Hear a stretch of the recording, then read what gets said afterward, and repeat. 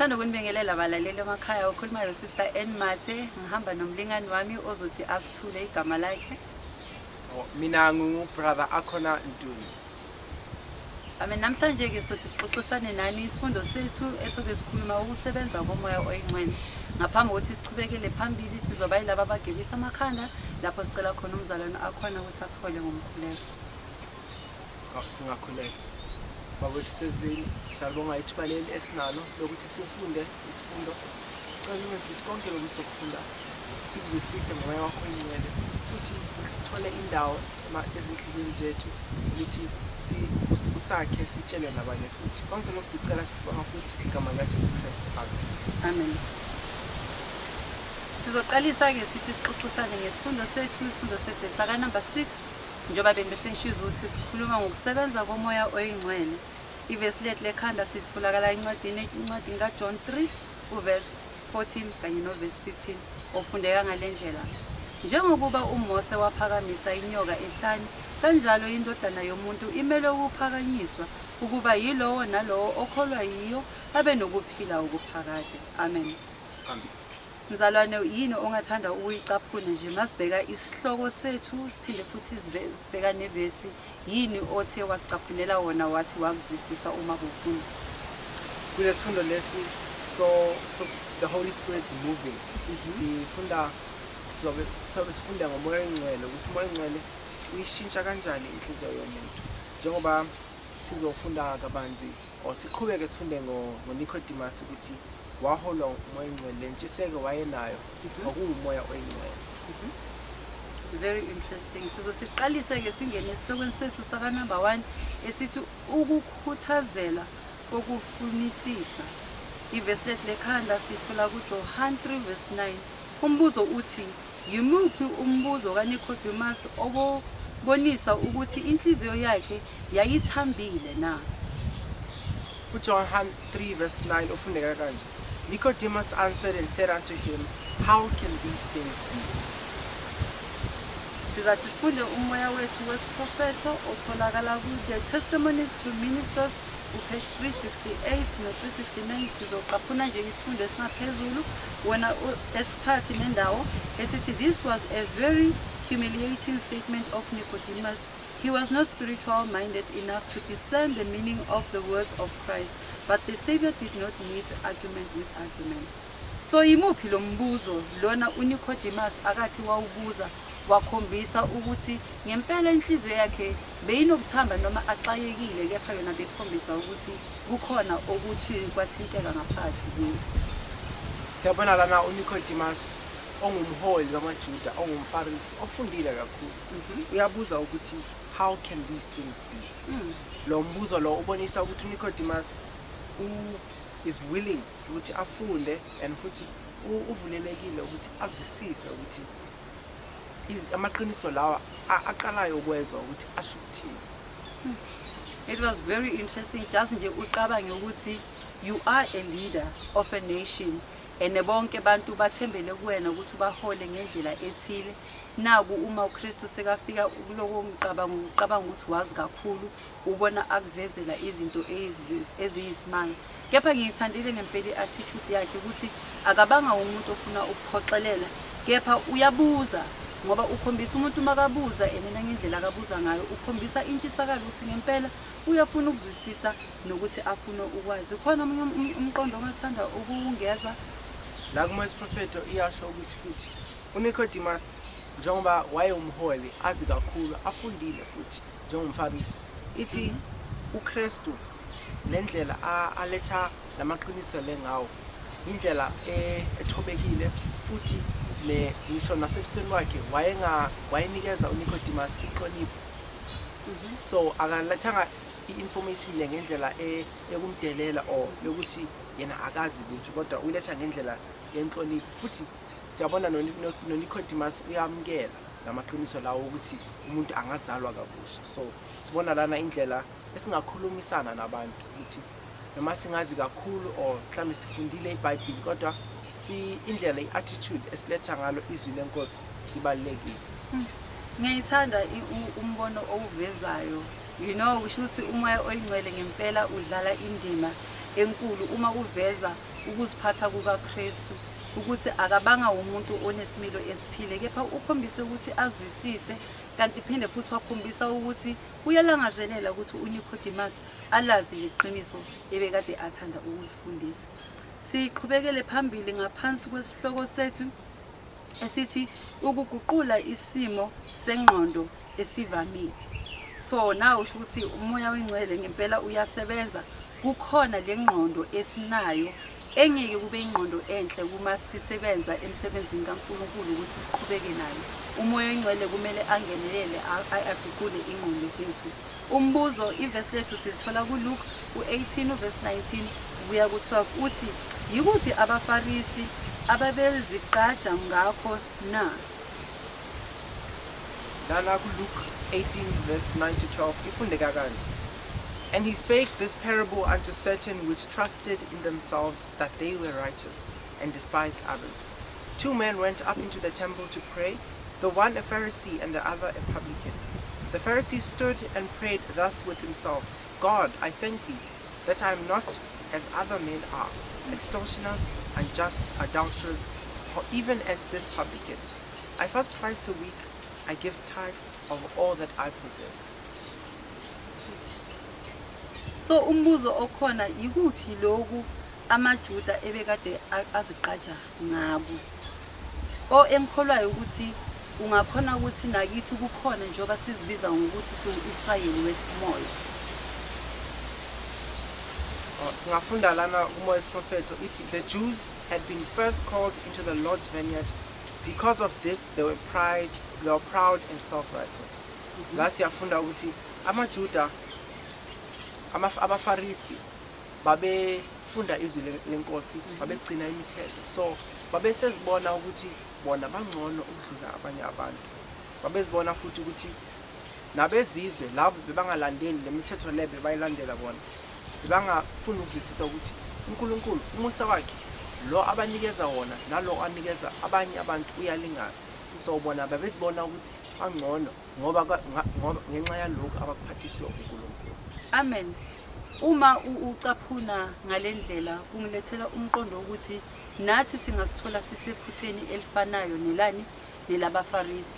Njengoba singabantu singabafundi bemibhalo sizwisisa uNkulunkulu asibusisa ngokuzwisisa imibhalo, hleze singasithola siyilaba abagodlayo ekubeni uNkulunkulu sibizele ukuthi sibe yilabo abahambisa izwi lakhe lifinyelele kwabezizwe, kulabo abamaziyo, kulabo abangazi ngaye uNkulunkulu. Kepha uma sizosithola siyilabo abafuna ukugodla, sifuna ukuzibambela, sizoba nenkinga yokuthi kuzobonakala ukuthi sekubonakala umsebenzi uKristu ukufa kwakhe kungasazuzi imiphefumulo, kepha ubonakala kuba nemiphefumulo elahlekayo. Ngempela kumele sikhuleke kuba inkosi isisize sibe yilaba abanentshisakalo ukuthi senze intando yakhe. Singaqhubeka singene ke ku-B.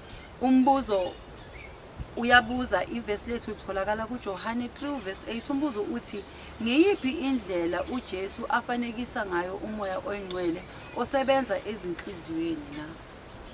John 3 verse 8 ifundeka kanje. The wind bloweth where it listeth, and thou hearest the sound thereof, but cannot tell whence it cometh, and whither it goeth. So is everyone that is born of the Spirit. So lana isihloko sethu sikhuluma ngani ngokuguqula kwengqondo.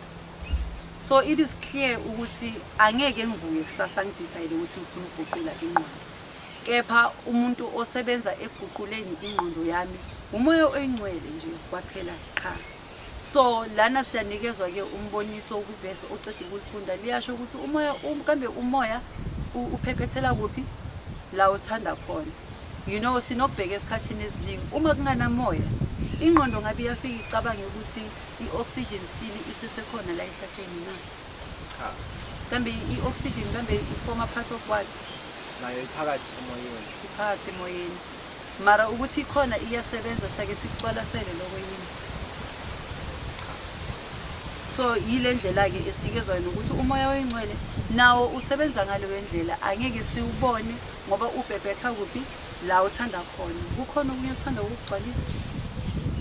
Yebo, njengoba soshilo ukuthi umoya uyafaniswa nomoya oyingcwele.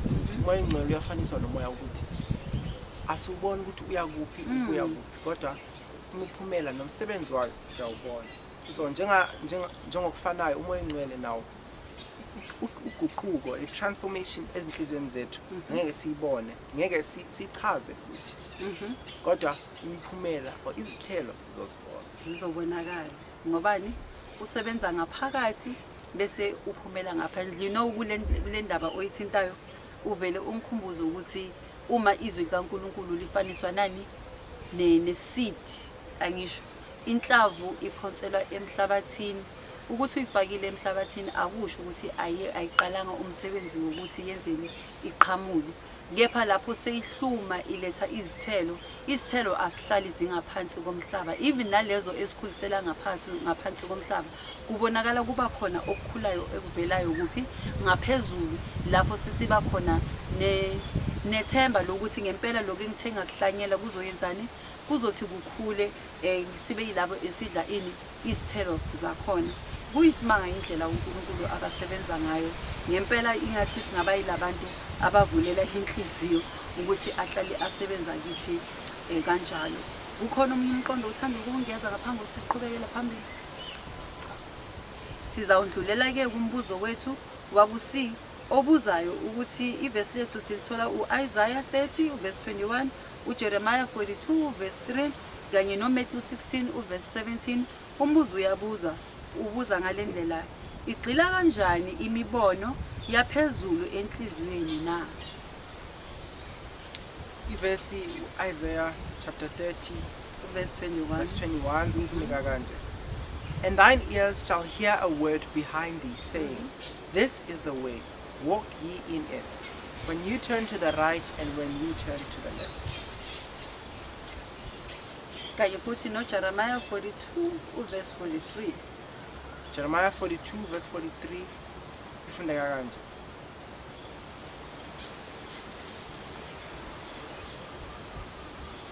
Jeremiah 42 verse 3 ithi, that the Lord thy God may shew us the way wherein we may walk, and the thing that we may do.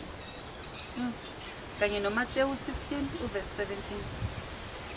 Matthew 16 verse 17 ifundeka kanje, and Jesus answered and said unto him, blessed art thou, Simon Bar-Jonah, for flesh and blood hath not revealed it unto thee, but my Father which is in heaven. Sibuyele embuzweni, umbuzo uyabuza, igxila kanjani inhliziyo imibono yaphezulu enhliziyweni na?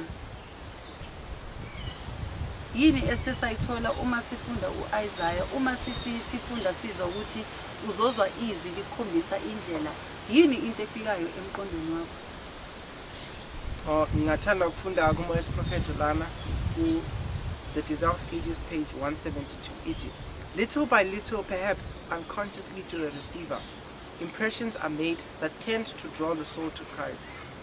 These may be received through meditation upon him, through reading the scriptures, or through hearing the word from a living preacher. So lana siyathola ukuthi imibono yaphezulu eyezwi likaNkulunkulu ihlala ezinhlizweni zethu ngokuthi sifunde izwi lenkosi, simeditate kulo, bese umoya ongcwele usihole futhi. Amen. So njengoba le process ingaqala incane, kodwa isikhathi masihamba iyakhula kancane until umuntu aguquke aphendule, then umuntu aguquke ngempela. So le process le ayibonakala ukuthi iqala kuphi or iphela kuphi, kodwa izobonakala mase iphelele. So kwabanye abantu kungabonakala ngokuthi kanti lento iyenzeke ngesikhathi esisodwa, kodwa nomsebenzi kade uqhubeka. Amen. Lokhu okusiletha ekutheni umoya kaNkulunkulu masibheka nje uNkulunkulu ngokuphelela kwakhe, akuyena uNkulunkulu wempoqelelo noma uNkulunkulu wemicindezelo. kumele sibe ngabantu sibe yilabo abacelayo ukuthi uNkulunkulu umoya wakhe ungene ngaphakathi kithi. Uma lapho sivula khona inhliziyo zethu, ngizothanda ukuthi sicaphune amazwi athola ku The Letters and Manuscript Volume 12, Letters 57, 1897. Isigaba sokugcina sithi vumelani inhliziyo zenu zithanjiswe futhi zithotshiswe umoya kaNkulunkulu. Makuthi imiphefumulo eboshelwe eqhweni icibeli ngaphansi ukusebenza komoya oyingcwele. Umoya oyingcwele unamandla amakhulu ozothi uwenze. Umoya oyingcwele udinga ukuthi sibe yilabo abamvumelayo. Uma singavumi, uNkulunkulu angeke aze asiphoqelele yena ukuthi angene ngaphakathi kithi asebenze ngendlela akafuna ngayo. Uthando olungaka luyamangaza. Uma ngabe akukho okunye uthanda ukungeza mzalwane, sothi siqhubekele phambili singene kusihloko sethu esaka number 3 esithi ubufakazi bokuzalwa kabusha. Ivesi lethu silithola kuGalatia 5 from verse 22 to 25. Umbuzo uyabuza-ke uthi yembulwa kanjani imisebenzi yangaphakathi yomoya oyingcwele ngaphandle na? Galatia 5 verses 22 to 25 ifundeka kanje. But the fruit of the Spirit is love, joy, peace, long-suffering, gentleness, goodness, faith, meekness, temperance. Against such there is no law. Akunamthetho kuloku okubaliwe ngoba izithelo zikabani zikamoya. Ngaphambi ukuthi sigcile kakhulu kumbuzo obuziwe embuzweni, ngithanda ukubuza ukuthi mzalwane, ngokwazi kwakho njengoba sozibalile izithelo zikamoya, akwenzeki mhlawumbe umuntu osaholwa inyama abonakala nazo izithelo zikamoya na? Bese mabe kuyakhoneka sihlukanisa kanjani ukwazi ukuthi izithelo zikamoya noma izithelo zenyama? Oh yebo, kuyenzeka ukuthi umuntu oholwa inyama or onama motives angasiwa womoya oyingcwele enze okuhle. Siyazi maningi ama organizations laba abanikela ngemali ukuthi kusizwe abantu, mhlambe khona ama disasters or abantu abahluphekile. Kodwa siyazi ukuthi abanye bangenza ngomoya ukuzikhukhumeza or ukuthi babonwe, njengoba siyazi ukuthi izwi lenkosi liyasho ukuthi sinike izipho ngasese. Kodwa bona banganikeza ukuthi baziwe, badunyiswe. So ngempela kungenzeka ukuthi umuntu oholwa inyama enze okuhle, kodwa siyazi ukuthi singabheka ngama motives wakhe ukuthi ngempela yini afuna ukuthi iyenzeke ngalokho akwenza, ngalesenzo esihle. So singabona ngalokho ukuthi holwa umoya oyingcwele or holwa inyama. Ngiyathanda kuloko kushoyo, kusho ukuthi uma singebona abafundi beBhayibheli angeke sikhone ukuthi sibe yilabo abahlukanisa umoya, izithelo zikamoya kanye futhi nezithelo zenyama, ngoba okuningi okosa sikunake kakhulu ukuthi laba sebesebenzisa umoya oyingcwele uma bathela izithelo udumo aluyi kubona, kepha udumo ngaso sonke isikhathi lizothi liye kubani? kuNkulunkulu, ngoba sesi-understanda, sizwisisa ukuthi konke esikwenzayo sikenzela for udumo luka baba wethu osezulwini. Ngabe khona okunye uthanda ukungeza? Yebo, njengoba umbuzo lo ubuzile, impendulo ingasho ukuthi umsebenzi womoya oyingcwele oyenzeka ngaphakathi enhlizweni uzogcina sowubonakala ngaphandle ngezithelo zomoya.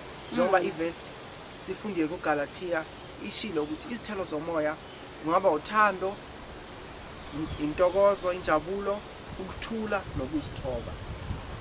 Amen. Ngithanda ukungezelela ngamazwi, ngithema ngwabheka lamazwi lawa angihlaba indumo ezulu ethi siwaqaphuna ku The Desire of Ages page 173 uthi lapho umoya kaNkulunkulu uthatha indawo enhliziyweni ukuguqula ukuphila imicabango yokona iyasuswa izenzo ezimbi ziyadelwa, izenzo ezimbi ziyalahlwa, uthando, ukuthobeka futhi ukuthula kuthatha indawo yolaka, umhawu nombongo. Injabulo ithatha indawo yokudabuka futhi nobuso bubonakalisa ukukhanya kwasezulwini. Wow. Uma uNkulunkulu sekasebenza ngaphakathi kithi kuletha inguquko eningi emangazayo ukuthi kwesinye isikhathi angeke size sikhona lekwasathina ukuyichaza ukuthi le nguquko ifike kanjani. Amandla kaNkulunkulu ngempela singasho sithi amandla anjani amangazayo. Uma siqhubekela phambili sizongena kumbuzo wethu waku-B.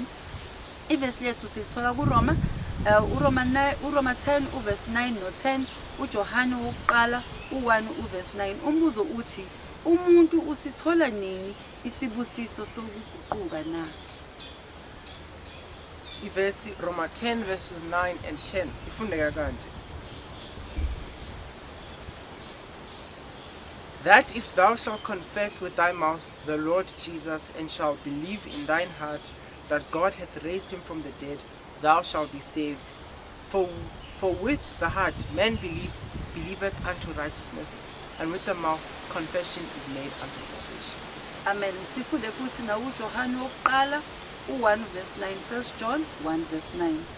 1 John 1 verse 9 it, if we confess our sins, he is faithful and just to forgive us our sins and to cleanse us from all unrighteousness. Umbuzo ke siqhubeke ngawo, umuntu usithola nini isibusiso senguquko na? Lana njengoba amavesi siswafundile iyasho ukuthi umuntu uma esho ngomlomo wakhe econfessa ukholo lwakhe kuKristu azinikela futhi nakuye futhi ithi lesikhathi sokholo si invite uNkulunkulu, amandla kaNkulunkulu ukuthi angene kuye amenze isidalwa esisha. Amen. Into enginakayo la ithi uma sifunda uRoma 10 verse 9 uthi uma sivuma ngemlomo yethu ukuthi uJesu uyinkosi, yilapho bese iprocess iyaqala yenzani, iyasebenza. Okwesibili sivume nokuthi uNkulunkulu wamvusa kwabanjani, kwabafileyo. Okwesithathu bese sivuma ini, izono zethu, ngokuba yena uNkulunkulu uthembekile ukuthi uzoyenzani, uzosiqolela izono zethu. When you look at the setting yokwenzeka kwezinto, ngempela yini into esiyenzile esingabanga kiyo ukuthi sisebenzile kule nguquko ethi ithathe indawo emphefumulweni wethu? Akukho. So sihlulwa yini ukuthi size enkosini umusa ongaka, isihawu esingaka esinikezwe sona ukuthi samukele indodana yakhe njoba ayithumelela ukuthi izofela thina? Uma sivuma uNkosi uJesu njengenkosi nomsindisi, sinikeza indawo kuMoya oNgcwele ukuthi aqale ukwenzani, ukusebenza ngaphakathi kithi. It is clear ke kodwa ke ukuthi uma siba yilabo abangavumeli noma esingamvumi uNkosi uJesu njengenkosi nomsindisi, we delay the process yokuthi uMoya oNgcwele wenzeni, uqale ukusebenza ngaphakathi kithi. Sizoqhubekela ke mabe akukho othanda ukungeza, singaqhubekela phambili. Lana okunye sikubonayo ukuthi uNkulunkulu ukuthi aqale nomsebenzi lona, thina kumele sinikeze imvume. Njengoba izwi lenkosi liyasho ukuthi ngisemnyango ngiyangqongqoza, ozwa izwi lami angivulele. Kodwa so inkosi angeke izoqala nomsebenzi thina singamnikezanga imvume. Thina kumele sinikeze imvume, sivume ukuthi angene enhliziyweni zethu. It's an invite. We serve uNkulunkulu ongaphoxeleli, uNkulunkulu olindela wena. Uyicabanga ukuthi ubabakho ulindela wena ukuthi umnikeze imvume ukuthi asebenze ngaphathi kuwe. Ngempela kuyisimanga umsebenzi owenziwa uMoya oNgcwele. Kepha uma singavumi uJesu kuzoba nzima ukuthi aqalise umsebenzi akawenzayo. Siqhubekele phambili ke singene kusihloko umbuzo wethu wakusi othi uKristu ofanekisa kanjani lenqubo na? Evesi lethu silithola kuMatthew 13 verse 33. Matthew 13 verse 33. Matthew 13 verse 33 ifundeka kanje. Another parable he spoke unto them. The kingdom of heaven is like unto leaven, which a woman took and hid in 3 measures of meal, till the whole was leavened.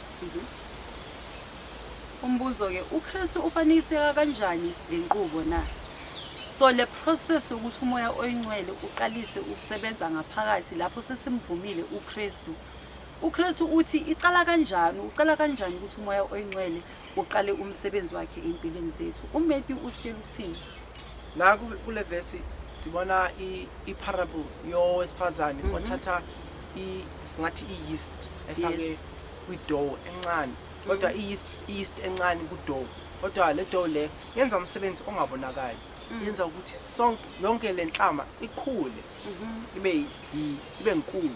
So neqiniso likaNkulunkulu lisebenza ngokungabonakali, kancane likhula, likhula lenza nomsebenzi lo ukuthi utransforme i-character yomuntu ukuthi ifane nekaKristu.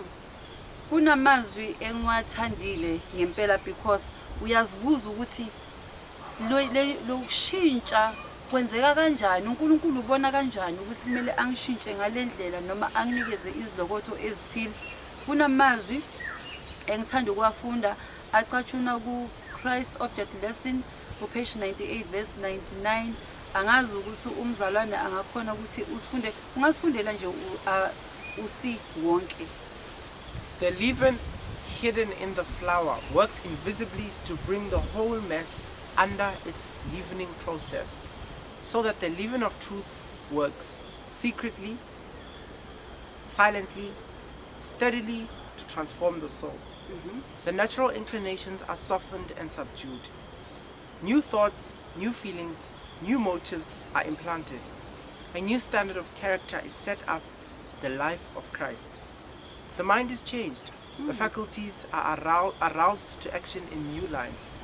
Man is not endowed with new faculties, but the faculties he has are sanctified.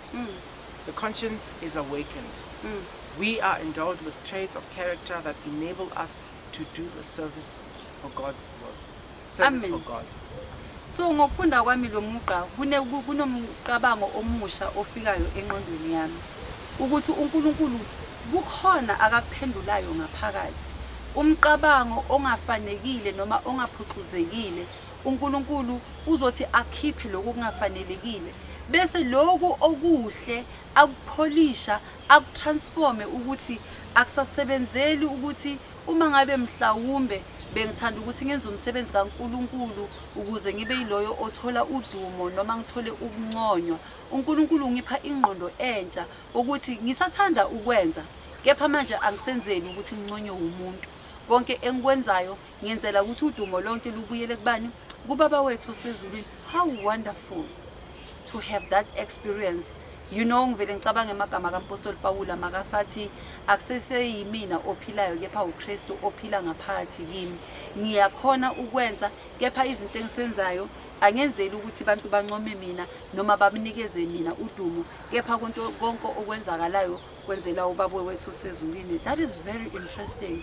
How I wish ukuthi wonke amaKristu angafinyelela kulelo zinga lokuthi sibumbane, sisebenzisane, kepha kungekho ozozibona angcono kunomunye, kepha kuko konke sinikeza udumo kubaba wethu osezulwini. Kukhona umunye umqondo mhlawumbe uthanda ukuveza ngaphambi kokuthi siqhubekele phambili? Sizothi siqhubeke singene kusihloko sethu esaka number 4 esithi umfanekiso ojwayelekile. So it's interesting ngisho ukuthi kunomfanekiso ojwayelekile, makunomfanekiso ojwayelekile kusho ukuthi kunomfanekiso ongajwayelekanga. Sizovula sifunde uJohn 3 uverse 14 no verse 15. Umbuzo uthi uJesu wayifanekisa kanjani ukubethelwa kwakhe okwakuzokwenzeka maduze na? John 3 verses 14 and 15 ifunda kanje. And as Moses lifted up the serpent in the wilderness, even so must the Son of Man be lifted up, that whosoever believeth in him should not perish but have eternal life. What a contrast, eh? Umfanekiso ojwayelekile. Shuthi abantwana bakwa-Israyeli umfanekiso ojwayelekile ukuthi inyoka yethusi ehlani uma bebelunywa izinyoka kwamele ukuthi uMoses abumbe ini inyoka yethusi abese ayiphanyeka phezulu. So umbuzo uyabuza ukuthi yini ejwayelekile ngalokho? yini esisithathela kuloko ihlangana kanjani ukuphanya kwakwenyoka weyethusi esigodweni kanye noNkosi uJesu. Lana sithola ukuthi njengoba uNicodemus wayengumfundi wemibhalo wayejwayelane nalembali yenyoka yethusi eyaphakanyiswa ehlane lapho abantwana baka-Israyeli babelunywa izinyoka. So kwakuyinto ejwayelekile ukuthi wayazi lembali ukuthi abantu babheka kuleya nyoka yethusi baphola. Singafunda kabanzi ngaloku kumoya wesiprofeti ithi, here was ground with which Nicodemus was familiar. The symbol of the uplifted serpent made plain to him the Savior's mission. When the people of Israel were dying from the sting of the fiery serpents, God directed Moses to make a serpent of brass and placed it on high in the midst of the congregation. Then the word was sounded throughout the encampment that all who would look upon the serpent should live. The people well knew that in itself the serpent had no power to help them. It was a symbol of Christ, as the image made in the likeness of the destroying serpent was lifted up for their healing. So one made in the likeness of sinful flesh was to be their redeemer. Many of the Israelites regarded the sacrificial service as having in itself virtue to set them free from sin. God desired to teach them that it had no more value than the serpent of the brass. Look, Desire of Ages, pages 174 and 175. Amen. So, uKristu wachaza lokubethela kwakhe okuzokwenzeka maduzane kuNicodemus ngalomfanekiso lo wayejwayelene naye ukuthi babebheka kule nyoka yethusi bathola ukuphila. So nabo mabebheka kuKristu lo oyewenziwa ukuthi afane nabo, ukuthi njengoba leya nyoka yethusi yayifana nalezi nyoka ezibulalayo, njengoba naye uKristu wenziwa ukuthi afane nabo abantu abonayo, ukuthi naye uma bebheka kuye bangakholwa bangathola ukuphila. Amen. Into engiyithandayo ngalomfanekiso, ngibona uNkosi ubaba wethu osezulwini, uNkosi uJesu kanye nomoya oyingcwele. uKristu akafikanga neqiniso elisha, njengoba bekafundisa umJuda, umfundisa ngento ayenzeni ebekade ayijwayele. Bebazi uma bafunda kwincwadi zakaMoses, they were very familiar ngokuthi kwathi kwenzakani kuphi ehlane. So uNkosi uJesu uveza futhi nesithombe sokuthi ongenaso isono wenziwa ini isoni. But njengoba inyoka esikhathini esiningi irepresent ubani? Usathane. Noma irepresenta usathane kucabanga ukufa kuphela. Kepha uma ubheka uNkulunkulu ukuthi uthathe isithombe lesi umfanekiso, they were very much familiar ngawo. Uma uKristu asifela esiphambanweni, uthatha izono zethu ngokufa kwakhe, yena lona ongenaqala. Thina singabantu from kumaJuzu kuzofinyelela esikhathini sethu sibonakala sibe yilabo abagezwayo, sibe nokuphila okuphakathi. Umusa ongaka uJehova akasenzela kona. Ngempela kuyabonakalisa ukuthi uNkulunkulu walithanda izwe kangaka waze wanikela ngendodana yakhe. Uma sesiqhubeka ke singene kumbuzo wakuB, sifunde kwabaseKorinte 1 Corinthians 10 verse 9 and Hebrews 3 verse 12. Umbuzo uyabuza, naphezu kwamalungiselelo kungani abanye bafana na? 1 Corinthians 10 verse 9. 1 Corinthians 10 verse 9 ithi, neither let us tempt Christ, as some of them also tempted and were destroyed by serpents. Amen. Hebrews 3 verse 12. Hebrews 3 verse 12. Take heed, brethren, lest there be in any of you an evil heart of unbelief in departing from the living God. Umbuzo ke, naphezu kwamalungiselelo kungani abanye bafana na? La sibona ukuthi abanye baye bafa noma ngabe uNkulunkulu wayebanikezile isolution yokuthi babheke kule nyoka yethusi bazophila. Kodwa siyabona ukuthi abanye baye bafa ngoba abazange baba nokholo kuloko uNkulunkulu abanikeza bona ukuthi baphile. Baye bagxila ebuhlungwini babo, bagxila in their suffering instead of bathembe uNkulunkulu. Ngenxa yalokho bafa. Amen. Lana siyabona ke ukuthi ukungakholwa ukungakholelwa ezwini likaNkulunkulu liletha ini? Liletha ukufa kuphi? Emuntwini. Umuntu usindiswa ngokuthi abe yiloyo okholelwa kubani? Kubaba wethu esezulwini. Noma sikholela ezwini ngoba siyafunda ukuthi uNkulunkulu emandulo wayekhuluma nathi through the what? Through the prophets. Kepha esikhathini samanje ukhuluma nathi uNkulunkulu through ini? Izwi lakhe okuyini? Okuyindodana yakhe. So umbuzo enginawo, yimiphi imikhuba esingabonakala mhlawumbe nathi esikhathini samanje sinayo, sibonakala ukuthi ngaphezulu kwawo wonke amalungiselelo esesinikeze wona, njengoba uMose ehlane wayiphanyeka inyoka yethusi emthini, yikuphi esingatholakala ubudedengu esingabonakala sibenza nathi kubonakala silahlwa ngaphezulu kwako konke lokhu uNkulunkulu akasasenzele kona? Nathi ukuthi singavumi or singamkeli uKristu ngaphezulu kwalokhu asenzele kona ukuthi asifele esiphambanweni ukuze asihlanze ezonweni zethu. Lokho sikakwenzile thina kukithi ukuthi sikwamkele, simamkele naye ukuthi amandla lawo ukusindisa kube namandla kithi. Uma singamkeli angeke kube namandla kithi. Nathi singathola ukuthi silahlwe even though yena sekasilungiselele indlela, sekenze ukuthi kube lula futhi. Oh, what a pity. So lokhu okungilethela umqondo ukuthi singamphika uKristu hayi ngokwemilomo kepha ngani ngezenzo zethu. Uma sisakholelwa kumasiko athile, indlela abantu abakholelwa kuKristu abamphika ngayo uKristu, abangalahlekelwa ukuphila kunaphakade lokhu uNkulunkulu akathe wakwenza asenzela kona ukuthi siphiliswe.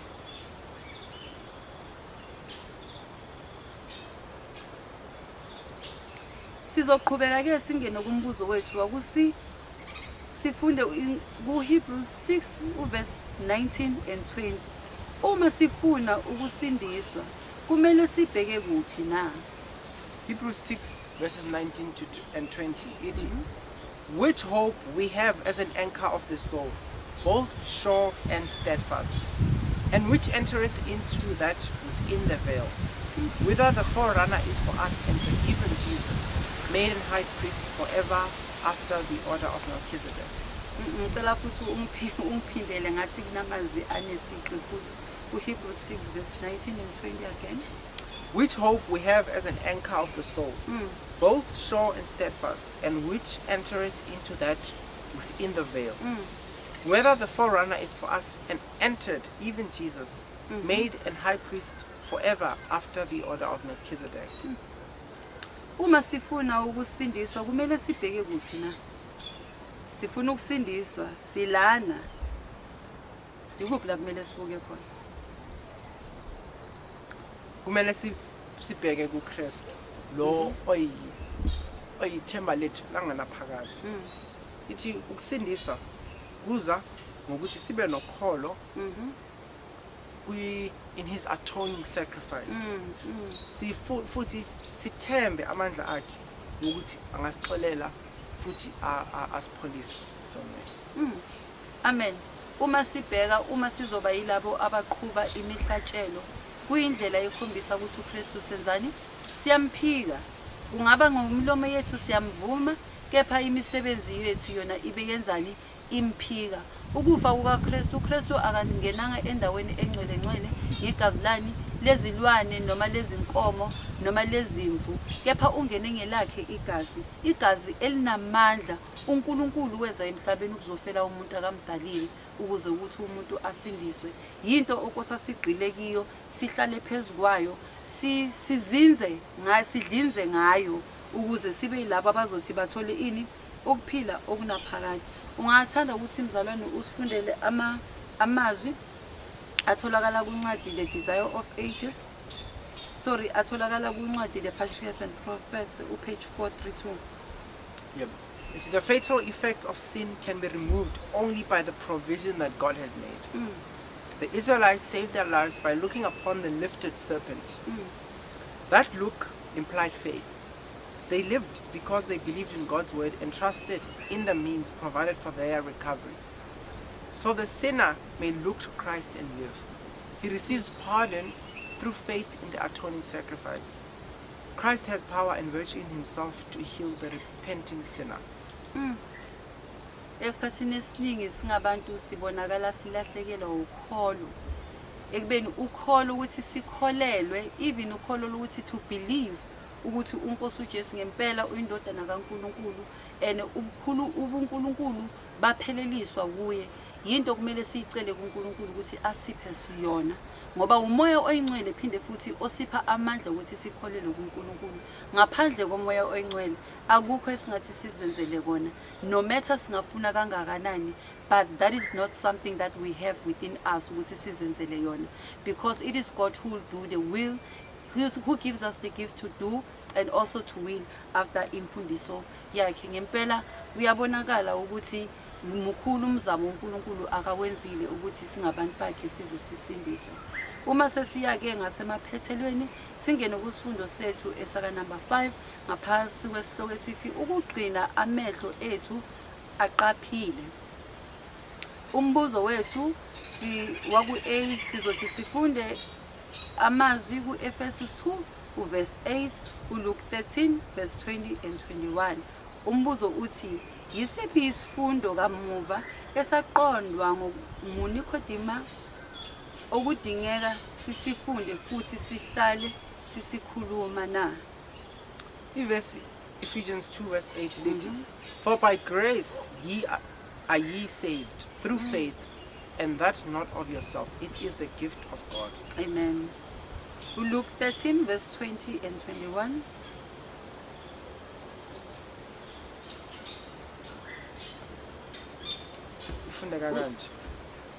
Verses 20 and 21. Yes. And again he said, whereunto shall I liken the kingdom of God? It is like leaven, which a woman took and hid in 3 measures of meal, till the whole was leavened. Amen. Umbuzo ke uyabuza, yisiphi isifundo kamuva esaqondwa nguNikodimo okudingeka sisifunde futhi sihlale sisikhumbula na? Lana kulama verse esiwafundile ukuthi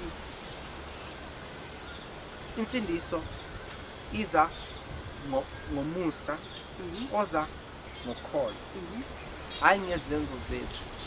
Njengoba uNikodimo ekhulumisana noKristu, yilokhu ayakuzwisisa ukuthi insindiso ayizi ngemsebenzi lethina esizenzela yona ngokulunga kwethu, kodwa iza ngomusa kaNkulunkulu.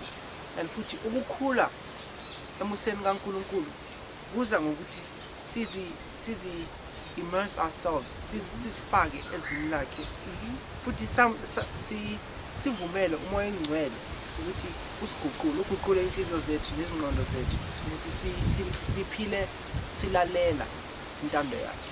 Amen. Lana into esilethelwa yona ukuthi shuthi ingqondo zethu kumele understand the process ukuthi how does it really work. If we confess kokuqala sivuma ukuthi uJesu uyinkosi nomsindisi, sivume ukuthi uyindodana kaNkulunkulu, sivume ukuthi uNkulunkulu wamvusa kwabafileyo, sivume izono zethu. Umoya oyingcwele kaNkulunkulu ucale ukusebenza ngaphakathi kithi. Umoya kaNkulunkulu usinikeze amandla to will and to do izwi likaNkulunkulu. Uma uqhubeka njalo bese sinikezwa ukulunga kukaKristu, sembozwa ngawo. While the Spirit of God works ngaphakathi kithi, kubonakala ukuthi izithelo lezi ezegrace ngoba sesibuyisene noNkulunkulu ngoKristu, sesifundile ukuthi uNkulunkulu simenzele kahle, sesifundile ukuthi sihambe kanjani endleleni yakhe. Ngaloko sibonakala sikhula, siye ngokukhula ngokuba asisazenzeli imisebenzi, kepha sinikezwe uKristu. It is through the merits of Jesus Christ that we will be able ukuthi uNkulunkulu asisindise, because ngawethu amandla we all have sinned singabantu and we come short of the glory of uNkulunkulu. uNkulunkulu kuphela ongathi asinikeze lawa mandla nalowo mqondo ukuthi sikhone ukuzwisisa lo musa ongaka akathe wasipha wona ngokuthi uNkosi uJesu eze azokusifela emhlabeni. Ngabe ukhona umunye umqondo othanda ukungeza njengoba sesiphetha mzalwane? Yebo, bengithanda sifunde khona la ku Christ Object Lessons page 99 and 100. Faith comes by hearing, and hearing by the word of God.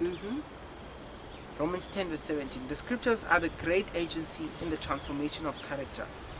Christ prayed, sanctified through thy word, thy truth, thy word is truth. If studied and obeyed, the word of God works in the heart, subduing every unholy attribute. The Holy Spirit comes to convict of sin, and the faith that springs up in the heart works by love to Christ, conforming us in the body, soul, and spirit to his own image. Then God can use us to do his will. So lana sibona ukuthi size sifike kule point la umoya engcwele usikhola khona ukuthi kumele sifunde sibe nokholo ngokuthi sigxile ezwini kaNkulunkulu. Then uma sesigxile ezwini kaNkulunkulu, izwi likaNkulunkulu kuzoba yilo elisiguqulayo. And then uKristu uye wakhuleka ukuthi uNkulunkulu asenze sanctifying ngamazwi akhe. And ithi lana uma sifunda silalela izwi likaNkulunkulu, yilo elizosebenza ukuthi linyathelele phansi zonke izimpawu ezimbi ezimilweni zethu. Then umoya engcwele ke uzoza ukuthi usikhuze, usibonise indlela esimele siyithathe. Amen. Ngempela amazwi esisawafunda isifundo sethu isifundo esimnandi kakhulu, lapho ukhombisa ukuthi sonke lesikhathi abafundi ngosuku lePentecost bake bathelelwa umoya wokuqala, umoya oyingcwele leyo siyibiza ngokuthi imvula yokuqala. Esikhathini samanje kudingeka imvula yesibili lena ezothi isinikeze leso sibindi namandla okwenza umsebenzi kaNkulunkulu ngendlela emangazayo, ngendlela futhi eqondile. Uma siziswisa ukuthi thina ngokwethu angeke sikhona ukwenza lokho, angeke sikhona ukuyenza intando kaNkulunkulu ngokufisa kwethu, kepha sidinga umoya oyingcwele, yena lona uKristu akasishiyela wona, akahamba wesicelela wona kuBaba. Uma uhamba sasala nawo umoya oyingcwele, kumele sinikeze umoya oyingcwele indawo ukuthi usebenze ngaphansi enhlizweni zethu ukuze sibe a living testament ezothi iveze itestimony yakaNkosi uJesu, ezothi ilethe ubufakazi ngomthetho kaNkulunkulu oyishumi, wona omi ingunaphakade. Siyabonga ukuthi nibe nathi balaleli kwaze kwafika lesikhathi, ingathi inkosi yomusa ingathi ibusise kusifundo esithize safundwa, sibe yilabo ngaso sonke isikhathi esivumela ukuthi umoya wakhe oyingcwele usebenze ngaphakathi. Ingazuthi ningaba nathi lapho nizothi nihlanganyele nathi sizofunda isifundo sethu saka number 7 esesihloko sithi Jesus and John the Baptist. Uma sesisonga isifundo sethu sizoba yilabo esigebisa amakhanda lapho nginihola ngomkhuleko. Singakhuleka. Baba wethu osezulwini, mdali wezulu nomhlaba, Yiso iNkosi Jesu Kristu, siyakubonga ngothando lwakho nangomusa wakho. Ububele bakho uhlale usikhomba wona, nanoma singabantu bephutha, noma singabantu okwesinye isikhathi esikhombisa ukudelela umusa wakho nesihawu sakho. Sicela ukuthi usithethelele lapho, siphe inhlakanipho ukuthi sibe yilabo abakholelwa kuNkosi uJesu, sibe naleli themba lokuthi sizothi siguqulwe, sinikezwe isimilo esifana nesikaKristu. Angeke sikhona ukwenza lethu ngawethu amandla, yingakho sicela Baba ukuthi ungasipha umoya wakho oyingcwele, ugeze ngaphakathi kithi, usihlambulule, uhlanze inhliziyo, usinikezele sibe yilabo abanikezela imizimba yethu ngokuphelele kuwena, ukuthi kube uwena umholi, kube uwena osilungisisayo ukuthi sifane neNkosi yethu Jesu Kristu. Sinalelo themba ukuthi singaguqulelwa ekuphileni uma siba yilabo abakulalelayo. Siyabonga isithubo osiphe lona, ingazuthi nalo mlayezo ungafinyelela kwabaningi, kubonakale baguqulela kuwe ngokuphelele ngokukholela eNkosini yethu Jesu Kristu. Siyabonga umoya oyingcwele sibe nawo wasinikeza amandla ukuthi senze lesi sifundo. In the wonderful name of our Lord and Savior Jesus Christ we pray. Amen. Amen.